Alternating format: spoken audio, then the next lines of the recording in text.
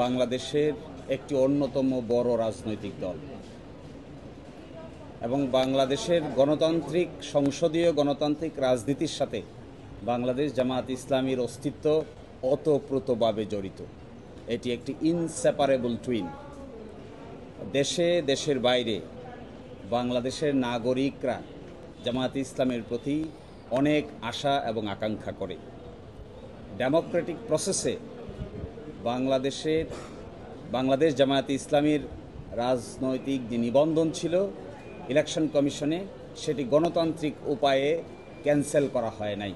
তড়িঘড়ি করে ইলেকশন কমিশনের সামনে দরখাস্ত পেন্ডিং থাকা অবস্থায় আদালত মেজরিটির ভিত্তিতে এই রেজিস্ট্রেশনটাকে ক্যান্সেল করেছে।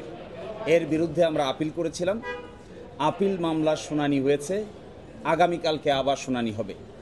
আজকে শুনানিতে মূল কথাটা যেটি এসেছে তার প্রথম ছিল যে প্রক্রিয়ায় আমাদের হাইকোর্ট বিভাগ এই নিবন্ধন ক্যান্সেল করেছে, বাতিল করেছে, এই প্রক্রিয়াটি মূলত ইলেকশন কমিশনের সামনে বিচারাধীন ছিল, বিবেচনাধীন ছিল।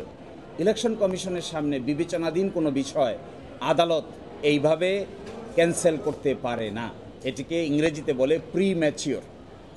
আর সেকেন্ড কথা হলো, যারাই রিট পিটিশন দায়ের করেছিলেন তাদের কোনো লোকাল স্ট্যান্ডাই নাই। তারা নিজেরাই পক্ষ দোষে দুষ্ট, তারা নিজেরাই ইল মোটিভ নিয়ে রাজনৈতিকভাবে হেয় প্রতিপন্ন করার জন্যই এই মামলা দায়ের করেছিলেন।